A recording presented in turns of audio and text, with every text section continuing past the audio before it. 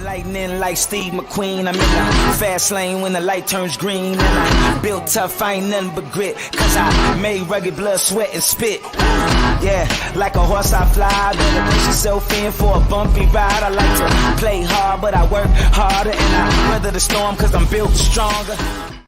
What is up, ladies and gentlemen? We are back. We are live. It is the Freight Coach Morning Show, the top morning show in transportation, coming to you guys every single weekday, 8:30 a.m. Pacific, 10:30 Central, to break down some industry headlines and, most importantly, provide some actual insight into what you can do with all of this information.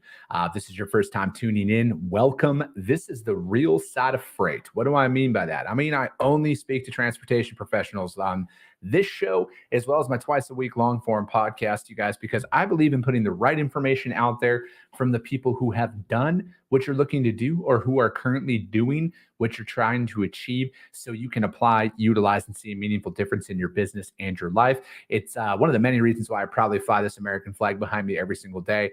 A, we're the greatest nation on earth. B, I'm living my American dream, and I want to help each and every one of you live yours as well. It's Friday, so you guys all know what that means. It is Q&A show, all right? So if you have any questions related to the transportation industry in regards to sales or operations, drop them in the chat. I will answer them live on the show here. I got a couple that came in via DM, but if you want to have your answer or your questions answered live, drop them in the chat, whether you're watching over on YouTube, LinkedIn, Twitter, wherever it is. And if it comes through where I'm at, I will answer it live here, you guys, because that's what these shows are designed for. I found that, I'll answer them throughout the week and stuff, but I've just found it's been a lot more efficient just to do like one day a week where it's just a conglomerate of questions. And yeah, we're going to go out there and, again, you guys, this is just my opinion from somebody who's moved 3 total truckloads in his career. And, I'm being completely sarcastic, you guys. I've been in the industry for 15 years now. I've been around brokerage for the majority of that. I own my own brokerage. I'm out there building my book of business, building my company, just like every single one of you. And yeah, so we're just here to just bring some reality to it. Before we go any further, as always, you guys got to be shout out to my friends over at VHub, vhubapp.com. Whether you're a broker, carrier, or a shipper, we all need access to trailers. And the best part, you get paid to move these, you guys. Yes, that's right. You get paid money to move these trailers for them. You guys go over to vhubapp.com and sign up and go on there. You guys, I got a ton of trailers that are available for you to position and really think about it as a way for you to sell into some of those markets, and some of those enterprise level shippers that, they want you, that you need those drop trailer capacities to get into it. So with what they're working right now, you guys, they have Staunton, Wisconsin going over to Milton, Ontario. And then with these, it's $350 US per trailer on there, you guys. And there's 145 trailers. So they don't just need to pick up in Staunton, though. Right, you can bring them over to Milwaukee and drop them there at a shipper, or bring them down to Chicago and drop them there at a shipper. They just got to end up over in Milton, Ontario. They also have Chattanooga, Tennessee going over to Clinton, Oklahoma, 600 US per trailer to move those, you guys. And that is, give me just one second here. There we go. Sorry, that's the dry vans out there. They also have a bunch of trailers out of San Diego, you guys. These range anywhere from $1,100 to $2,200 per trailer. All right, so they have them going into Arkansas, Illinois, Indiana, Memphis, Tennessee, Dallas, Houston, Charlotte, Minneapolis, Atlanta, you name it, you guys. And they range anywhere from $1,100 to $2,200 per trailer, you guys. And then finally, they got some out of Paragould, Arkansas, going to Mississauga, Ontario, and you get $736 US to do that. So hit them up, you guys, vhubapp.com. My friends, Stacy Steen, Zach Lonergan, they will be in the audience. Just do me a favor. Let them know that the Freight Coach sent you. Tracy St. Clair, good morning to you. She's watching over on YouTube. And I know that I say this pretty much every single show, you guys, but from what I've heard, the streaming quality and the audio quality is significantly better over on YouTube. It's better than any other platform that I stream on. So go over to that website and just search for the Freight Coach. That's the YouTube channel.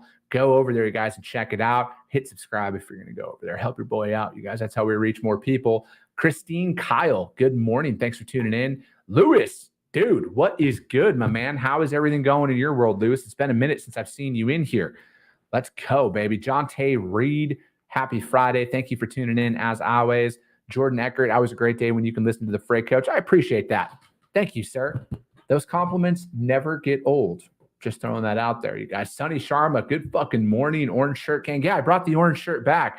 It was, I had to rep my other businesses attire occasionally here. And, when Kyle's on with Broker Carrier, we got those shirts. We got to get those matching shirts. And also, you guys, after our show yesterday, we published a list out on LinkedIn that has, I think it was like 1,700 carriers. Let me find it. It had 1,700 carriers that, or there was 1,700 addresses with 5 carriers or more. Here we go. Sorry, I'm talking legitimately. There are 1,000 carriers with, or 1,000 addresses. Fuck, I'm sorry. Give me a break, guys. I went to public school. 1,000 addresses where 5 or more carriers claim to be based off of their DOT registration records. Overall, there are roughly 68,000 addresses where 2 or more carriers claim to be based at. Again, we published that list out there on Broker Carrier's LinkedIn page, you guys, and you can download that. There's like 17 pages of data. I would recommend you guys go out there, drop those addresses in your system and see if any of those carriers are inside of your system. And again, you guys, just a security measure out there to add up, you guys. And, again, with Broker Carrier as a whole, if you want to check it out, brokercarrier.com, you guys, you get a free 30-day trial on that. I don't pump my stuff very often on there, you guys, because I believe in a value exchange.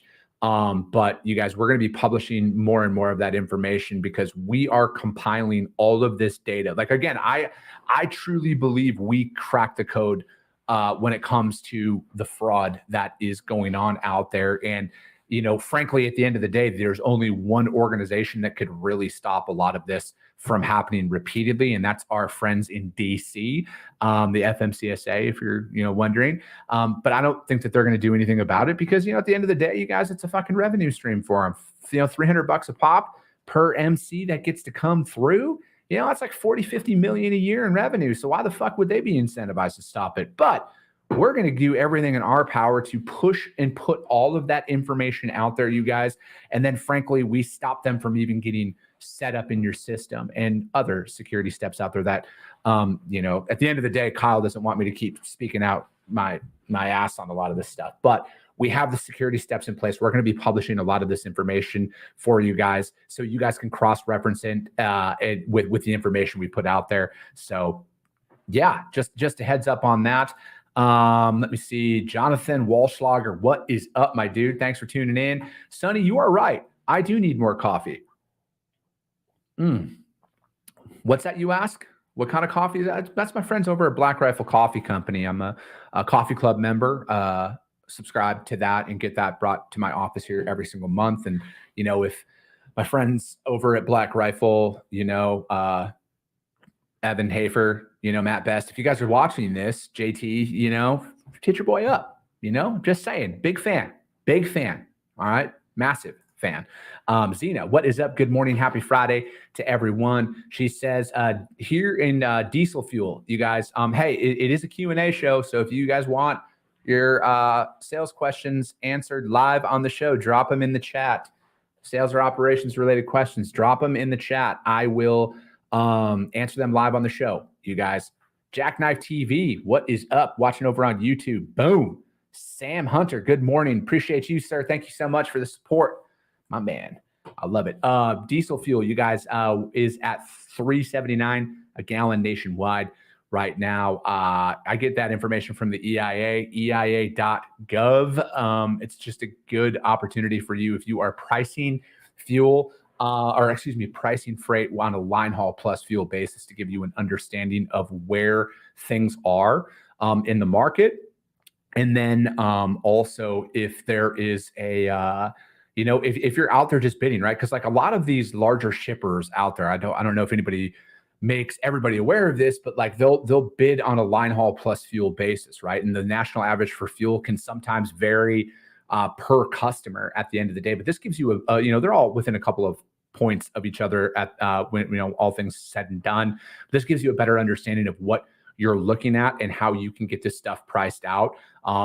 This is just a complete arbitrary number, but it could be 50 cents a mile where fuel is, or 60 cents or 40 cents, whatever that looks like. And that helps you price things out. Let me see here, you guys. I am just doing, I just do random lanes as well, right? And while we're waiting for some of these questions to drop in here, or if there's no questions that are going to drop in the chat, I also like to give you guys, kind of an example of how I get out there and read freight markets, because I see a lot of seasonal pockets that are popping. And I know we've been talking about Nogales, Arizona a lot here, because again, it's like, I think it's the biggest push for freight. So if you have a reefer trailer and you're out west here, get down to Nogales, Arizona. Like straight up, get down to Nogales, Arizona. There is a ton of freight. I'm looking out here right now at there was, as of this morning when I checked, there was 1,500 loads available. 1,300 loads, excuse me. I just did a live search. 1,300 loads available and 200 trucks. So that bodes very well if you have a reefer out there in that market. Now some of those trucks are listed as van or reefer, so that capacity could be even less. I know that sometimes if they're shipping on vented vans, but again, if we're looking at this, you guys, the rates have increased exponentially on that lane. And they're going to continue to stay firm at that, and a lot of it is going to be dependent upon the market that it's going into. But again, get your money, you guys. Pay attention to this. I think that, this year more than ever, and my friends, you guys see their, I don't know, what is that? My left, your right up there, green screen.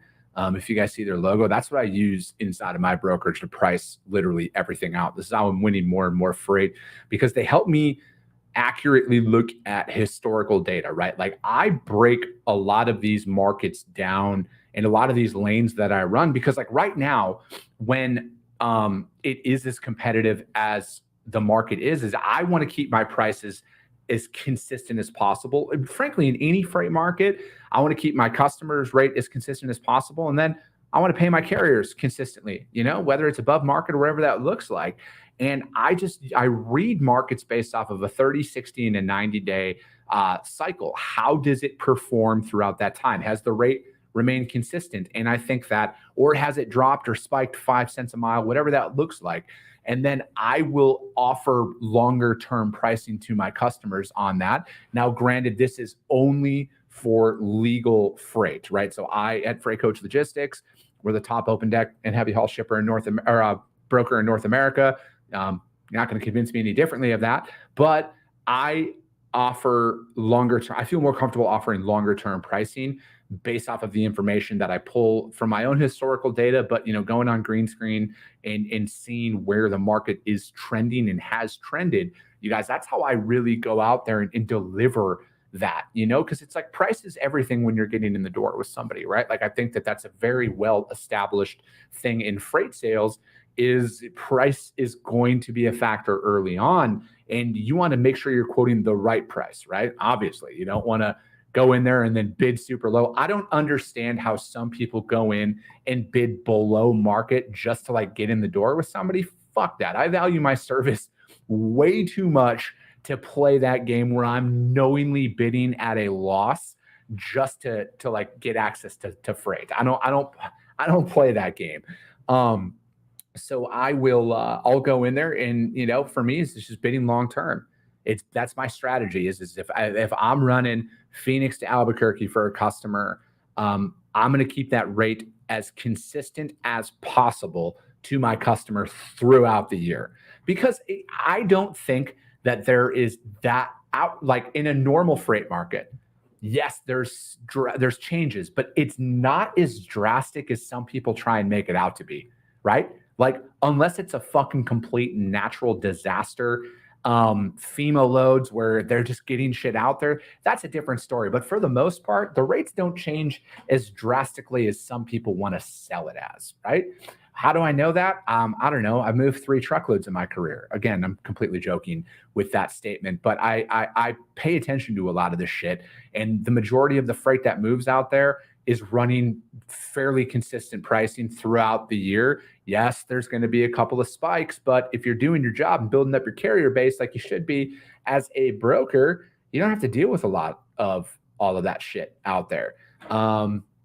Let me see here. Dylan Turner, good morning, coach. Good fucking morning. Excuse me.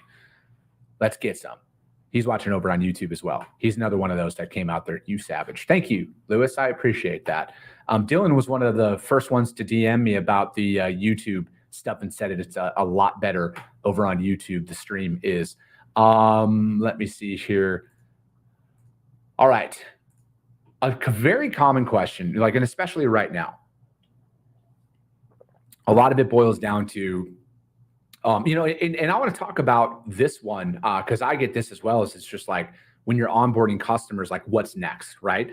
And I would the podcast I put out this morning with Dan Hellman, we were talking a lot about lost opportunities and missed opportunities, or opportunities where your team's just not quoting shit. Which, fuck, I don't know. I think that's a fast track to get fired as a whole. And like I was like shocked that like it was like over 90% of the opportunities that came across were actually being quoted. And I think like right now, from a strategy perspective, if you're not fucking quoting every opportunity that comes across your desk, eventually they're just going to stop sending them to you, right?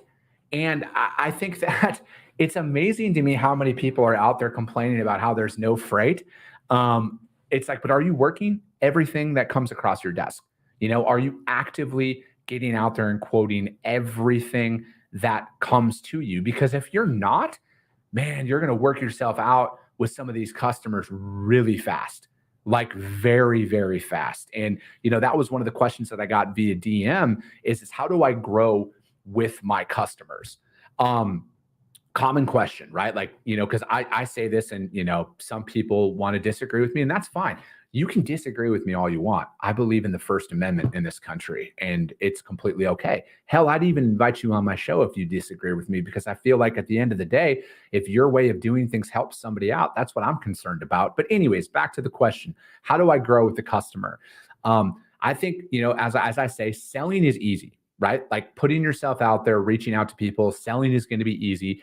The execution is always the hard part, right? And what I mean by that is that's when you put up or shut up time, right? Like you can't sell your way out of a service failure on the first load, right? You can't sell your way out of it. You're fucking done, essentially, for the most part. And I think that, for me, it's like that's where that's where it is. It's like that's the execution piece. That's where the real work begins, in my opinion, over the 3 trucks that I've moved in my career. But for me, is it's like, how do you grow with the customer? And it's like, are you answering every option that comes across your desk? Are they reaching out to you about just a question? Like, hey, is this a thing? I'm hearing this out there in the market. Are you seeing that as well? Are you replying to that? For me, it's just like I quote literally everything, right? Like every single load that comes across my inbox, I'm quoting that out. And I'm not going to let that happen. And then I'm reaching out to them throughout the week, and a lot of it is it depends upon what, how much freight are they moving? Like if it's a shipper of mine that only moves, say, 5 truckloads a month or a week, or, whatever, it's very dependent upon the customer on what that outreach schedule looks like. I want to touch base with people every single day, the more and more volume that they have. But I think that every single customer out there receives equal treatment. But again, I'm working everything, right? Like I'm not looking at something, because I know like right now with some of the, like legal dry van freight, or like the dry van freight that's running, or the reefer freight that's running on some of those lanes. And it is more, like the margin's just not there, right? You're not going to want to work it because you're like, is it really worth my time? Especially on a Friday, right? Like how many people are, it's almost noon out east right now. How many people are like fucking mentally checked out because they got, as my boy Brent Orsuga posted up on Instagram, about, getting paid, once that direct deposit hits, that everybody fucking shuts down. And it's like, how many people aren't working today? And it's like that could be your opportunity, right? So I think that taking what nobody else is willing to do, that's how you're going to separate yourself and grow with a lot of your new customers. Because frankly, I'm a new provider for everybody that I'm working with right now, right? Like every customer that I onboard, I'm the new kid on the block. I'm legitimately out there fighting for scraps. I am low on the totem pole, and I have to earn every single opportunity now, just like I have to earn every single opportunity when I become their top provider, because it's only a matter of time before I am going to be their top provider. It's working everything though, and it's giving equal attention and putting equal importance on every single shipment. Whether you're making $5 on a load or $500 on a load, they get the exact same level of attention and exact same service level that comes along with it. And it's doing that repeatedly, right? Like I don't view any option that comes across my desk as, it's not worth my time. I didn't always think that way. You know, when I was younger in my career and like freight was just kind of plentiful, I had those thoughts. I didn't work on some of those loads. But now, as I'm starting over again, because like I've had to build my book of business from scratch multiple times in my career. And now as a business owner, I don't view anything as not worth my time or below us or whatever. We're working fucking everything that comes across our desk, because I know to grow with the customer, you have to work everything. You can't have selective acceptance rates on the freight that you're willing to work, because if you do, don't get me wrong, run with that strategy. That's not what I'm going to do. I'm going to take everything. I'm going to work everything. And then before you know it, you're not going to see those selective loads anymore, because there's going to be no need for you to only take a couple of loads a week or a couple of loads a day from them when I can fucking do it. That's just what's out there, you guys. That's how competitive this stuff is. You know, whether it's a trucking company or a brokerage, it's extremely competitive out there right now in today's market. Madison Murphy, hello. Adolfo Rodriguez, happy Friday. Thanks for tuning in. Jerome Jones, watching over on YouTube. Good afternoon. Thanks for tuning in as always, you guys. And that was a question I was answering that I got from a DM from somebody about how do I grow an account, right? Like I got in the door with them, then what? And we were just kind of talking about that. And if you guys have any other questions, you guys drop them in the chat. I'll answer them live on the show, Q&A show every single Friday. Drop them in the chat. It was kind of light on questions this week. Usually I get like 7 or 8 in there, and I only got 2, and I've already answered one of them. The next question that I got out there is in regards to trucking companies and how do I get those direct customers, those dedicated customers. And last Friday I had my man Vitaly Becker on, and he answered, and he put all of that out there. Like legitimately, you guys, I'm going to push for more and more of my friends that are shippers to get on here for these Q&A shows.